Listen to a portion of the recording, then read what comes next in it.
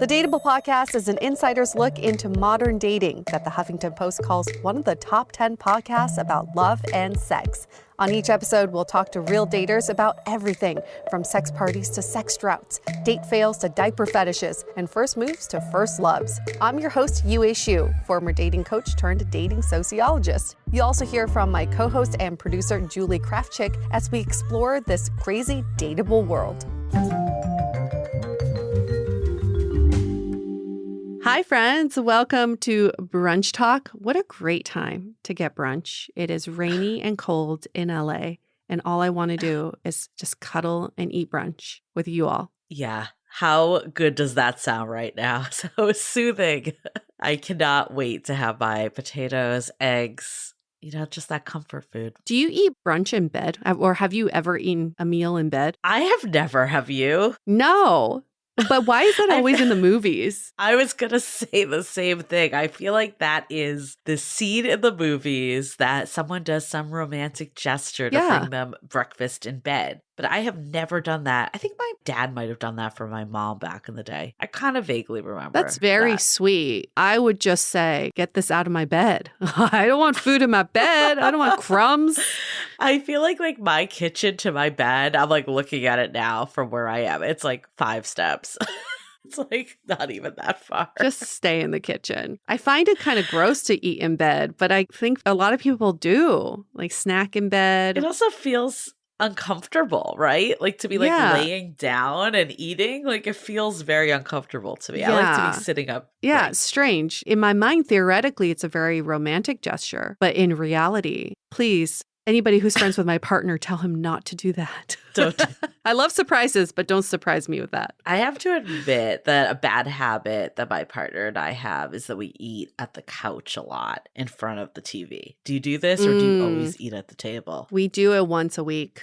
I limit it to once a week. Okay, that's smart. I feel like if my partner could do it, he'd do it every day because he didn't even have a table at his old place. Oh my God. It's very comfortable. Dinner and a movie. It is, but it's a bad habit. And I have a really nice dining table that we need to sit at more. I know. Sometimes you're just we don't need to talk. Let's just watch TV and eat. I get that. But yeah, food is a great way to bond, but food and TV or food and movie, not the best. I like this. I might adapt this once a week. Once a week, like Sundays, Once a week rule. It's a special treat. I like it. Yeah. I like it. Yeah. We have to earn it. We have to earn it. Certain things drive me crazy when we're eating anywhere. If we're out with friends and we're doing brunch or whatever, it drives me crazy when he's on his phone. It drives me crazy when other people are on their phone. I don't know. It just drives me nuts. And is there something so urgent that you have to check your phone? Yeah, I feel like I'm guilty of that sometimes.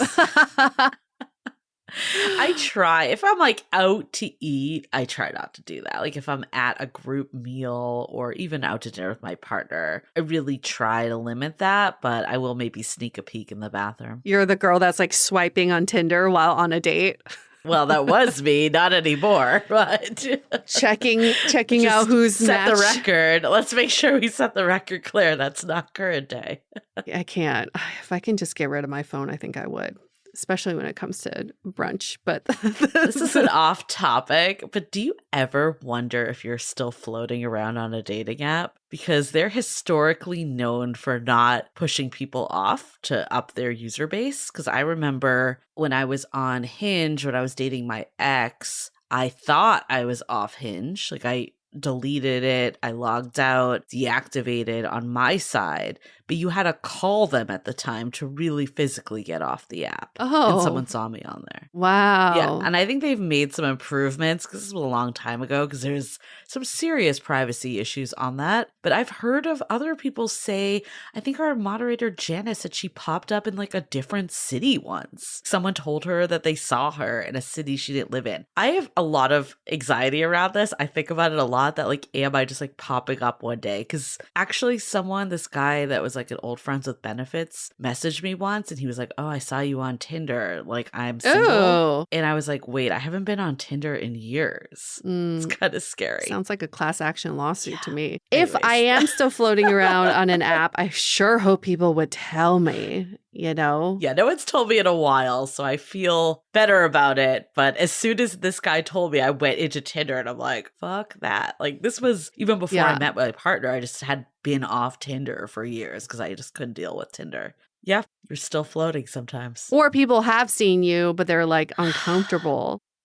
And they're thinking, maybe Julie's in an open relationship. You know, there could be all these rumors spread. That's why you can't, like, as much as easy it is to jump to conclusions when you see someone on an app, I feel like you can't because I know that this shit happens. They need to do a status verification. Yeah. Verified like a check-in single. every so often. Verified. Or it should be like, if you haven't logged in X amount of days, then you are not an active profile. Yeah, but these dating apps want to show you quantity. It's fucked up. Exactly. But we'll get off this soapbox. If anybody sees either one of us on a dating app, please reach out and let us know. Screenshot it. We want to make sure it is our old profiles. Send it to us. We would love to know and file that class action lawsuit. All right, that's how we're gonna support the podcast. But before I was like, that's how we're profitable in 2023. Before we win that lawsuit, I guess we have to screw our other projects. Yeah. Here's our brunch talk question. The question is, do you need to have similar interests to be in a healthy relationship? And for more context, we got a listener that wrote in and said, I was recently dumped because the guy I was seeing didn't think I was enough of a runner.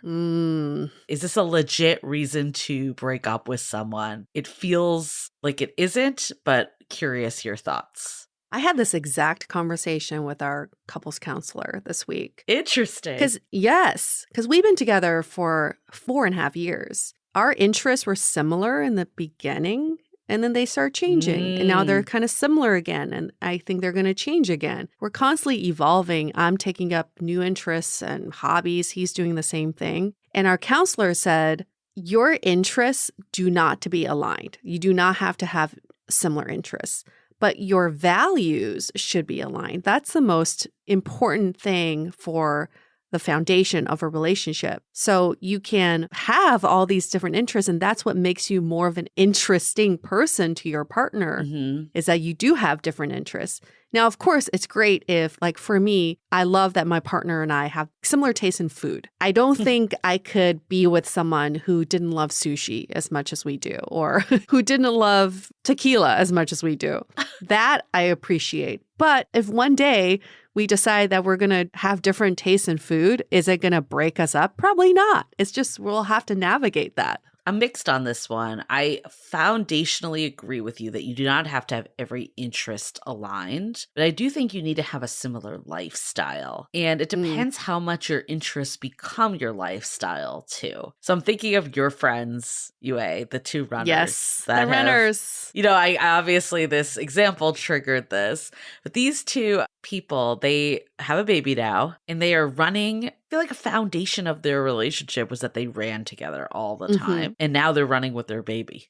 It's just like now the three of them. And I'm like, this is such a couple goals that they can still keep doing what they were doing before. But anyways, I feel like for these people, it was so core to them. You know them better than I do. Like, do you think they could have been with someone that wasn't a runner? Or do you think that like wouldn't have worked for them? I absolutely think they could be with other people who aren't runners. If you're dating someone who's a big runner and you're not, it makes them very interesting to you because you're wondering how can you run so much? And then you more interesting to them because you have other ways of being active or other things that you may be obsessed with. It just so happens, I think they got really lucky that they met each other and they have this mutual love for running. I don't think it's absolutely necessary for the relationship. I certainly don't think they can throw everything else out the window and be like, at least we have running. That's going to keep us together. Definitely not.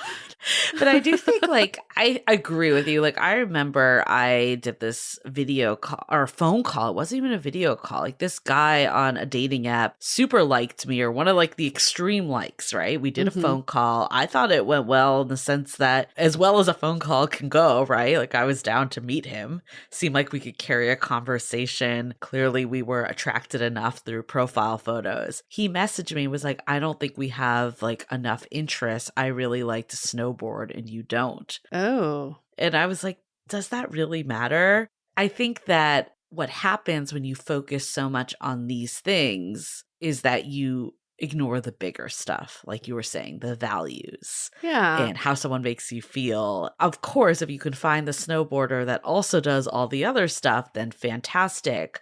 But I wouldn't want someone to like sacrifice a common interest because of that. Yeah. My current partner likes to snowboard. He goes about 3 times a year. Mm-hmm. And in those 3 times, I will still go up to Tahoe and hang out. Like, he doesn't need me to be there on the slopes with him, but I still support the hobby. And also, if he wanted to do it, he could go himself too, right? There's many ways around this. It's not like if you're with someone that doesn't do your exact interests, you can never do it again. Like, they either come along, maybe they try your interests, or maybe they just support you from afar, or they let you do it yourself. Like, there's many options. Yeah. The problem with putting your interests at the forefront when you're dating is that you're boxing the potential of your relationship into a very small area. If you come in and say, I have these interests, you have your interests, I'm open to other things, then you open up the potential of your relationship. I actually think it's more important to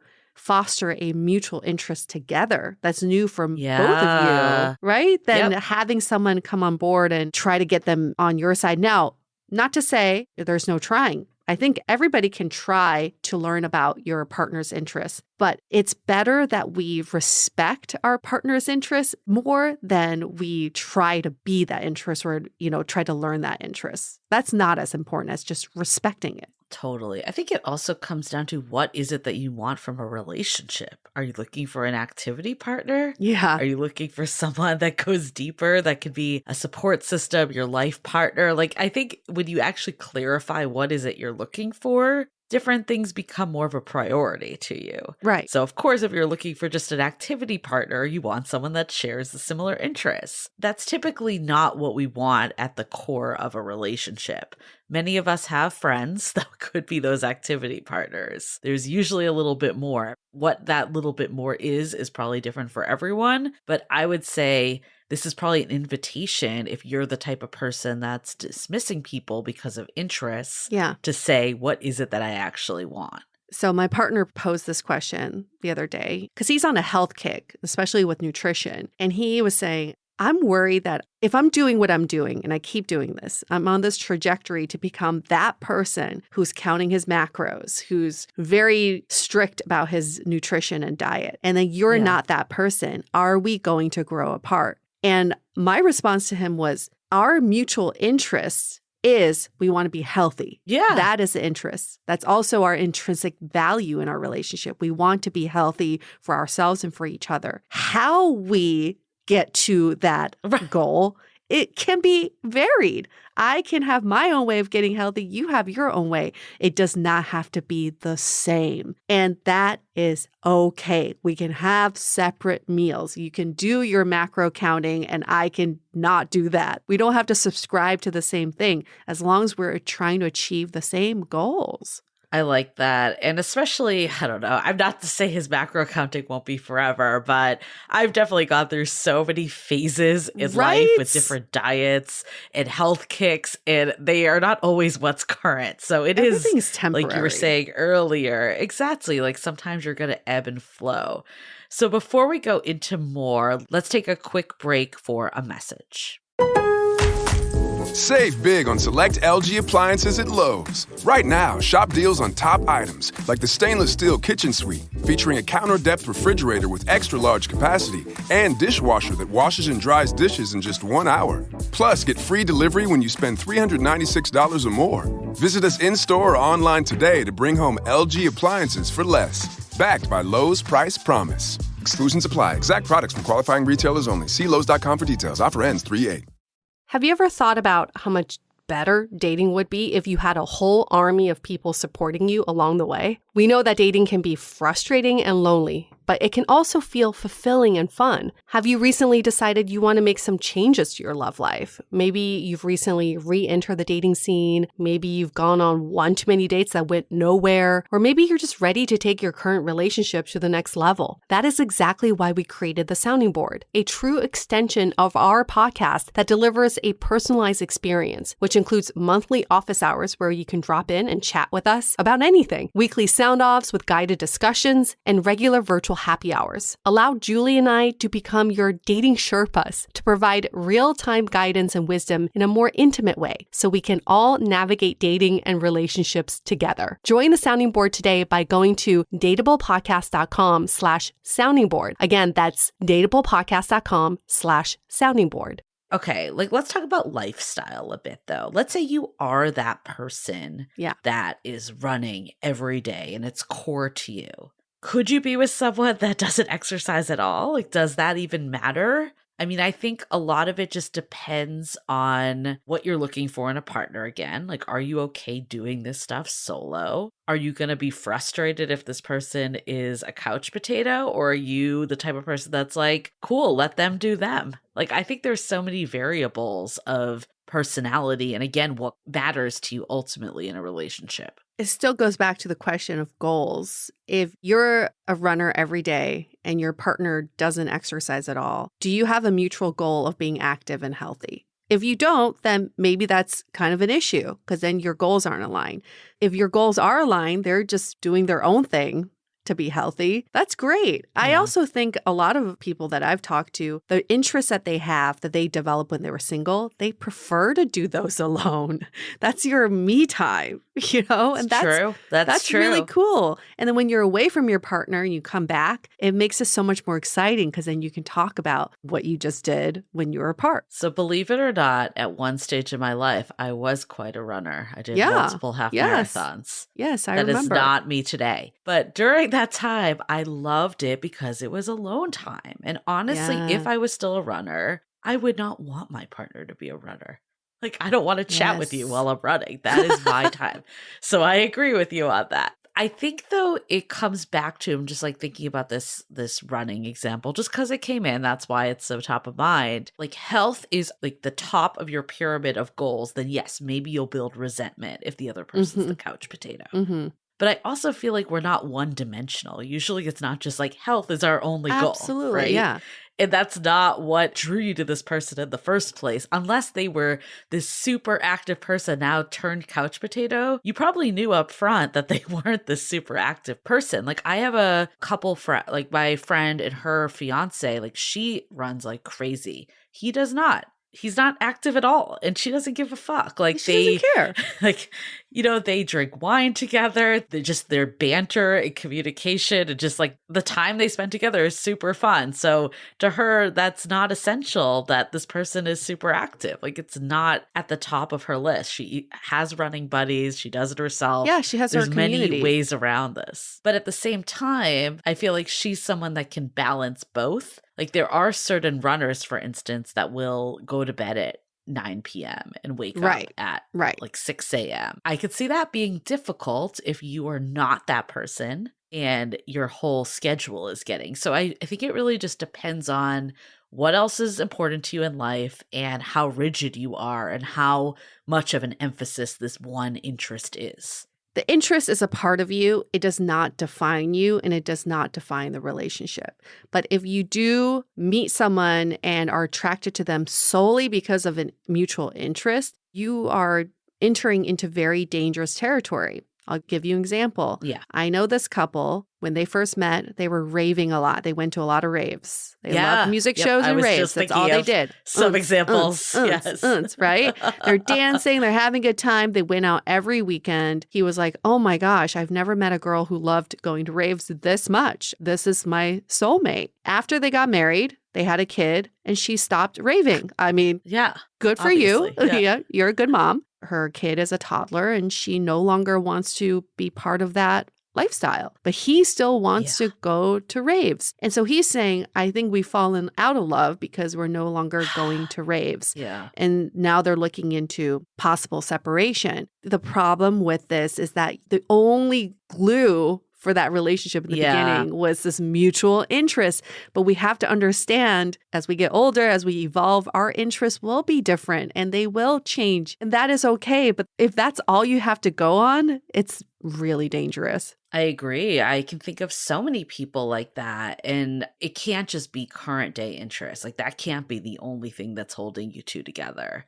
because interests change, like you said. If you're looking for someone that's a life partner, it's so much more important to think about the characteristics and qualities of this person as a person. Yes. Not even like interests and values of interest. Like even the health thing, like I think that's important, don't get me wrong, but more important is like, are they a good person that's going to support me and like be there for me? Like those are the cores that we tend to put as secondary because they're not as flashy and fun. We feel like it comes with a territory. Well, I'm with this person, must be because they display all the characteristics I want in a partner.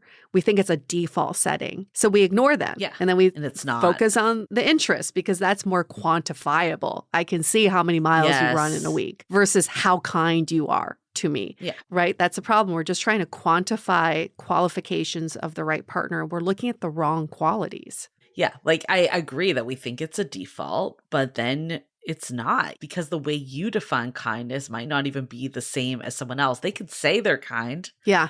I think that when people say like that stuff on a profile, especially in that stage, it's really hard because it's so subjective, right? Yeah. But like you were saying, I agree. Like the number of miles you run, the type of music you listen to, like that's very like, oh yeah, this matches up or it doesn't. But ultimately, that isn't the stuff that matters at all. Right. And this is why when we read your bios on these dating apps and you list out all of your interests, good for you. It's nice to see what type of person you are. But you also have to think about what is your purpose in doing that? What's the point? Yeah. Why are you doing that? Are you doing that because you want other people to jump on board and say, yes, I have the same list of interests?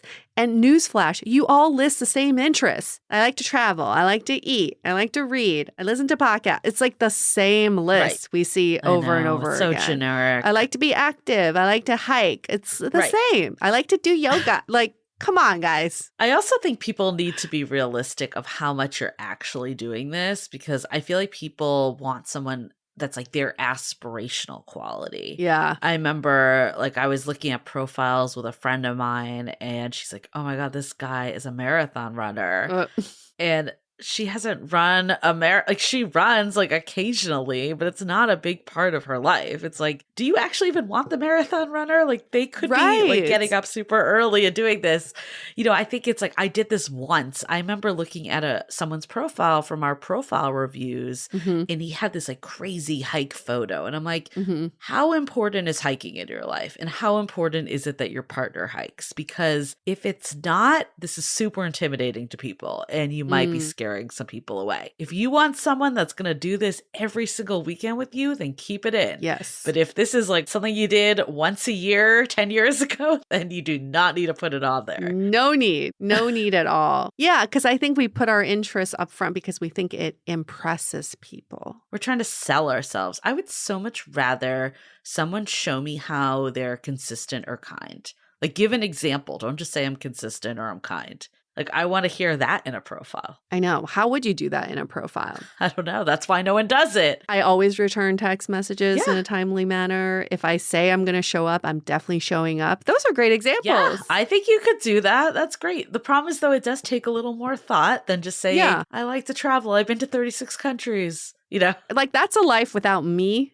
As a person who's trying to like view you as a potential partner. Right. You've been to 36 countries without me. So why does that apply to me? But if your aspirations are to go to 36 countries in the next 10 years, that's interesting. That brings me into the conversation. If you're like, my hobbies are returning text messages and being on time. Oh, so sexy. So sexy. So sexy. You know, I went to this comedy show recently for an upcoming guest of ours. And clearly this is a comedy show. It's entertainment. But it was matching two people up. And the whole thing was like this girl went to all these countries. Like she went to like 80 countries or something. And that was kind of like what she was looking for in someone else. Oh. And I was just thinking like, okay, that's cool if that is something that initially can give you some convo starters. Like that's why I think it is good to maybe put some interest in because it's something someone can latch onto as a convo starter. But it can't just be that. Like that can't be what's holding you together, like we've been saying. No. I think we definitely answered this question. We have a strong opinion. We definitely about did. this. So the answer to answer this person's question, I actually think maybe you dodged a bullet if this person broke up with you because they couldn't run. Either they were not looking at a relationship more expansively than just common interests, or they would have either expected you to be running all the time or waking up at freaking crack of dawn, which you probably don't want to be doing. So either way, you've dodged a bullet. Yeah, they were going to run away from you anyway. I had someone once tell me that like they didn't think that it would work out because I wasn't into sci-fi. And I'm like, if this is truly enough of an interest for this person, I don't want to be doing this every weekend, right? Your response was, thank you. Thank you for saving me. I don't want to be held hostage on the couch watching sci-fi every weekend. If you want to go watch sci-fi on your own, let me do something else. Knock yourself out. Don't care. But if this is so important to you that you are going to make me do this with you, good riddance. Find someone that's into sci-fi. I'm not going to those conventions with you. No, thank you. But someone will. Someone will. Someone will. But hopefully it's more than just sci-fi holding them together. I know. That's our Dateable POV. Good question. I like that question a lot. Yes. So that wraps it up for this week's episode of Brunch Talk. We'll be back next week with another question. In the meantime, send in your questions. You can email us hello@dateablepodcast.com or you can DM us on Instagram @dateablepodcast is the handle. Okay. We'll see you next week. Bye. The Dateable Podcast is part of the Frolic Podcast Network. Find more podcasts you'll love at frolic.media/podcasts. Want to continue the conversation? First, follow us on Instagram, Facebook, and Twitter with the handle @DateablePodcast. Tag us in any post with the hashtag StayDateable, and trust us, we look at all of those posts. Then head over to our website, dateablepodcast.com. There you'll find all the episodes as well as articles, videos, and our coaching service with vetted industry experts. You can also find our premium Why series where we dissect, analyze, and offer solutions to some of the most common dating conundrums. We're also downloadable for free on Spotify, Apple Podcasts, Google Play, Overcast, Stitcher Radio, and other podcast platforms. Your feedback is valuable to us, so don't forget to leave us a review. And most importantly, remember to stay dateable.